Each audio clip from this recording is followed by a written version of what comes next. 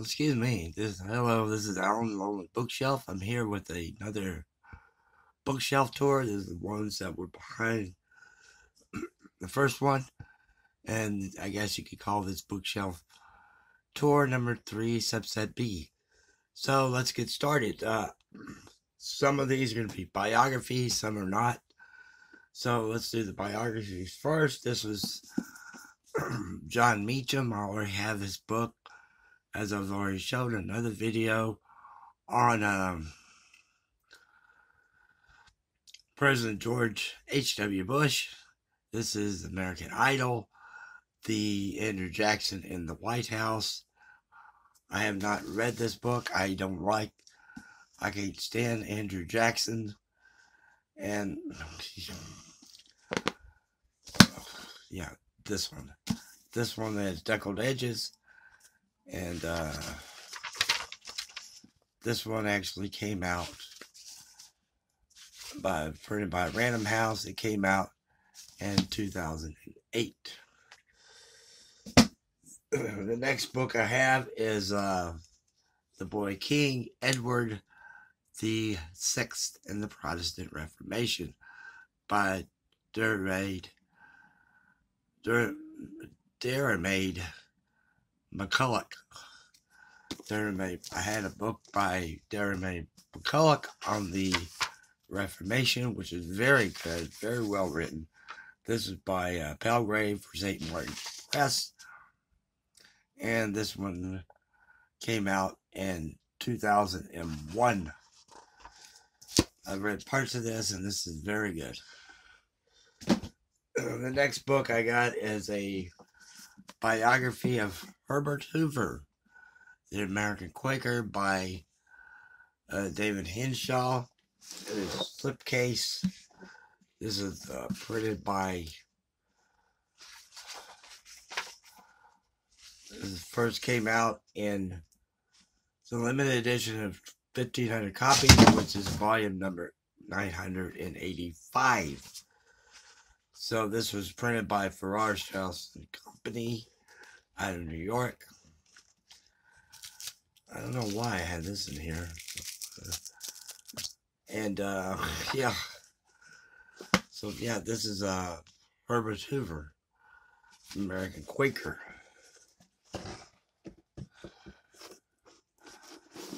Attractive slipcase cover. The next book I read, this is ex-library copy, and this one is very, very good. This is Leni Riefenstahl, A Life by Jürgen Trimborn. The back cover of it, when she passed away at age 101, I believe, the New York Times ran a full page obituary on Leni Riefenstahl. And actress, mountaineer, and director Leni Riefenstahl's uncompromising will, audacious talent for self-promotion appeared unmatched until 1932. She introduced herself to future protector and patron Adolf Hitler. She is internationally known for the films May, Triumph of the Will, and Olympia. It was actually Triumph of the Will, in which the movie, and I can't remember the name of it. The name of the movie, there's a scene in that movie which copies Leni Riefenstahl's her film style. I think it was I had forgotten the name of it. I'm sorry. But yeah, and this was very good. Everybody followed her. Charlie Chaplin, complimented her.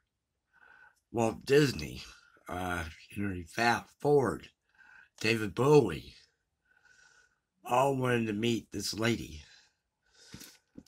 And this is a very, very good work and very well done. And a couple of the pictures in here. This is a couple photographs. The blue light is named. And she also had a way with documenting the 1936 Olympics that were held in Berlin. And the way she documented it is being used today as that famous Olympic documenter years later would do. So this is a very good biography. The next one is a person I don't like, and this is a long biography. It's over it's 982 pages.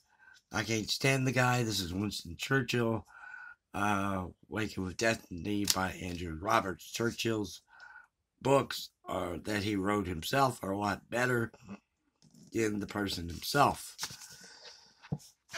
This is Andrew Roberts also wrote Napoleon, which I've showed in the previous book. Shelf Tour. This is by Viking Press.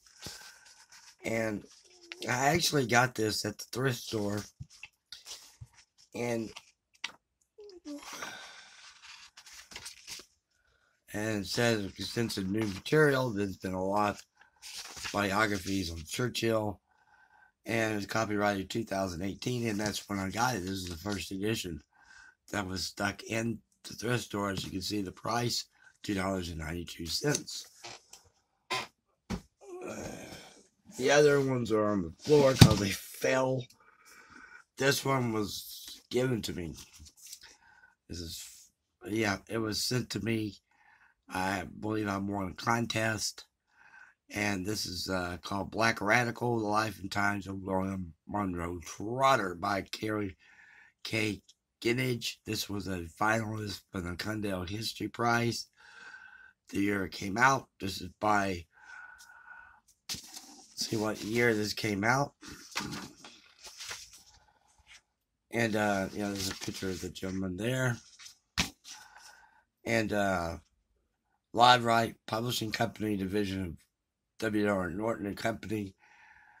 And, it came out in 2020, and this is the first edition.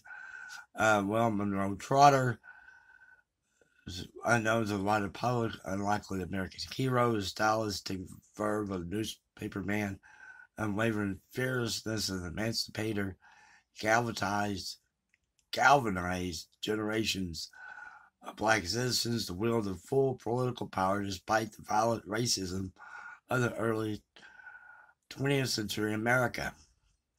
He was the gifted son of a black Civil War lieutenant. He graduated Phi Beta Kappa from Harvard. And then in 1901, he founded The Guardian, which quickly became the most important newspapers of national black press. He became the foremost advocate for black protest and inflicting public outrage, leading frequent rallies at Philadelphia Hall, hosting national demonstrations against the screening of the Black Birth of the Nation, and lobbying to make lynching a federal crime. So that's Black Radical, The Life and Times of Monroe Trotter.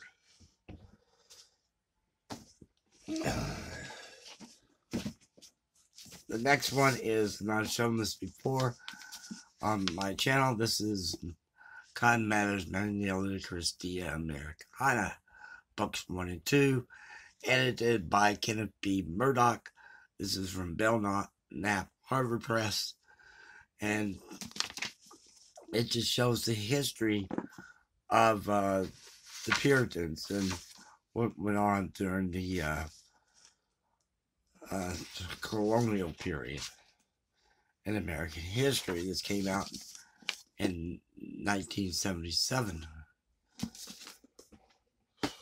The next book is Velasquez and the Surrender of Breda, Making a Masterpiece by Etty Bailey. This is another thrift store buy. And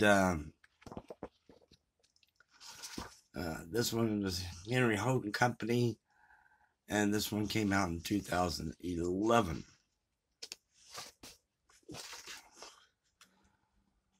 And there's the painting right there, Zarina. I'll give you a little touch here, a little reading of it. Using a touchstone, Diego Velázquez, stunning narrative painting, Zarina, Anthony Bailey vividly resurrects the life of one of the world's greatest painters, based on one of Spain's few victories in the 80-year war with the Netherlands. Bailey brilliantly evokes the dangerous, disastrous conflict whose victory ironically helped to bring the tottering Madrid Habsburgs to their knees, writing finesse to Spain's legendary Golden Age. And yeah, this was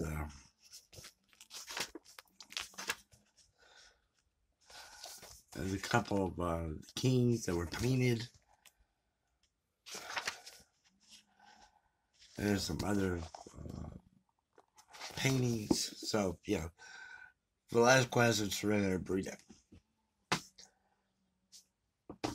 The next one is excuse me. This is Roberto Eckel's Falsehoods Pendulum. I bought this because Jason Harrigan over at his channel was having a read along on this book, and I never finished the book because I got lost. This is by Harvard's book, and it's this paperback edition came out in 1989. The next one is also by Roberto Eckel, and this is the mysterious flame of Queen Loana. And this is by Harcourt Press. This one came out in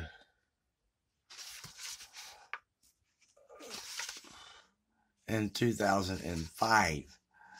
I'll read you a little bit here. It says, Yambo, a 6 years rare book dealer in Milan, has suffered loss of memory, can remember the plot of every book he's ever read, every line of poetry, but he can no longer remember his name, recognize his wife or daughters, remembers nothing about his parents or his childhood.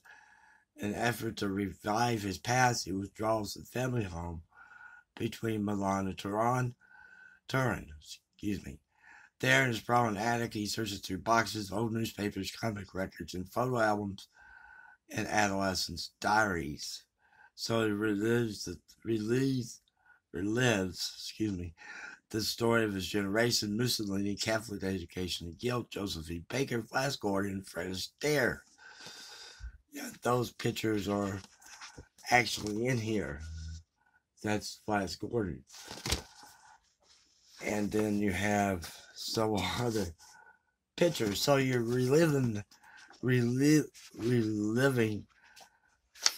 his past through these different photographs that are scattered throughout the book.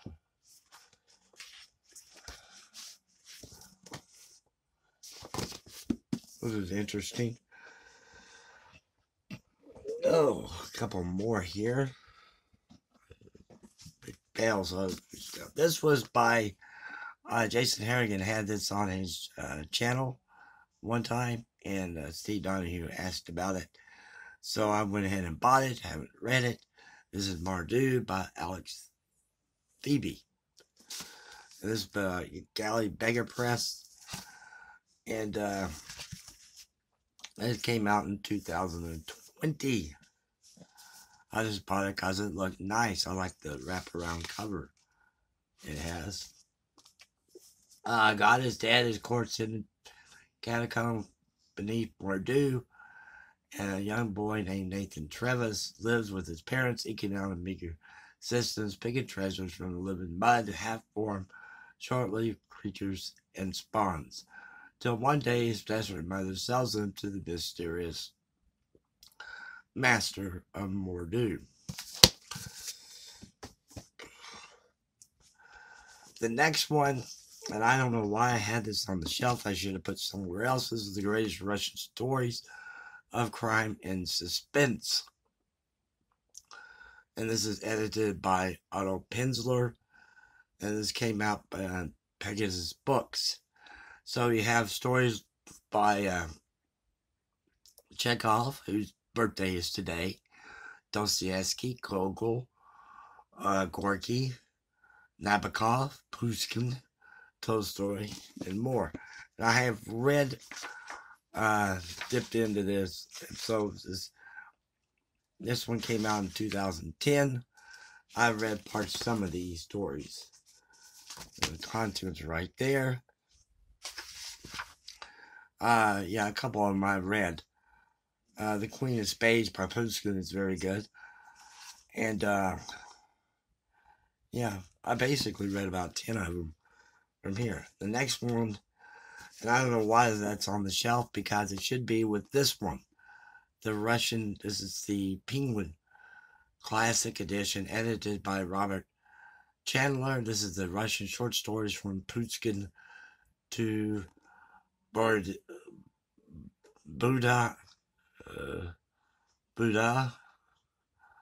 and Penguin Classics. I had no idea why that cover's on there. So you have Pushkin again, the Queen of Spades, and Gogol, Turgenev, Dostoevsky, Tolstoy, Chekhov, and yep, Solzhenitsyn's in here, and there are others that are in here. I've read a couple of these short stories, Russian short stories. The next one is another book to buy. I saw this on Mark Richardson's channel, but he had the hardback. And this is God's War, A New History of the Crusades by Christopher Terman. This is by Belknap Harvard Press. And this is a big book. This came out in 2006. Yeah, and you have extensive notes in here. And 912 pages with all the notes, excluding all these 40 pages of notes and other reading if you wanted to go deeper or read other works. I got two more to show you on this shelf. These books don't fall again. The first one is Eckel by Eiji Yoshikawa. This is by Yoshikawa. And this one basically is a sort in the vein of James Clavell. And it's by, and this one came out in first copyrighted in 1967. This one's copyrighted in 2012. So you have, it's called the Epic Taiko. It's the epic novel of war and glory in feudal Japan. And Templars closed the decades of the 16th century. The Emperor of Japan revelers in chaos as Shogunate crumbles and rival warlords battle for supremacy. Warrior monks and their armed citadels block the road to the capital, and castles destroyed, villages plundered, and fields put to the torch. So Taiko means absolute ruler of Japan in the emperor's name. So and you have an old map of the Empire of Japan. So I haven't got to this yet, and it's only about 900 pages only. So yeah, I'll get to that soon. The last one on this is a book I bought at a charity shop that no longer exists. The charity shop had excellent books there for sale. The proceeds went to rescue doggies and cats here in Texas, and but they didn't have that many people going into the store, so 2 years ago they closed the store permanently. And this is Russian fairy tales, and yeah, a Palak painting. It says, this is the English edition.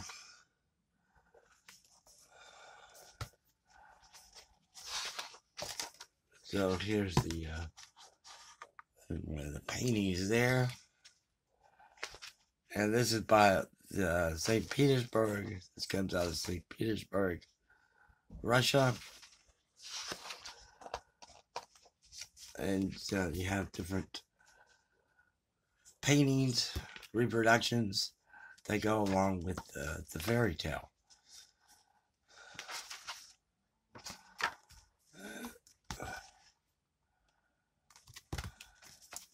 That's called the turnip. So there's about 15, 20 stories in here. There's one called the Frog Princess. Double paged. And then you have, here's the table of contents is in the back, of course. So yeah, you have a lot in the back here.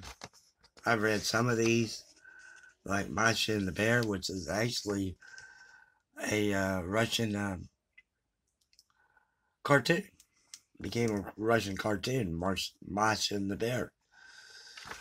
And yeah, there's an introduction by Abram Raskin, English translation by Paul Williams, illustrations by Alexei Orlinsky.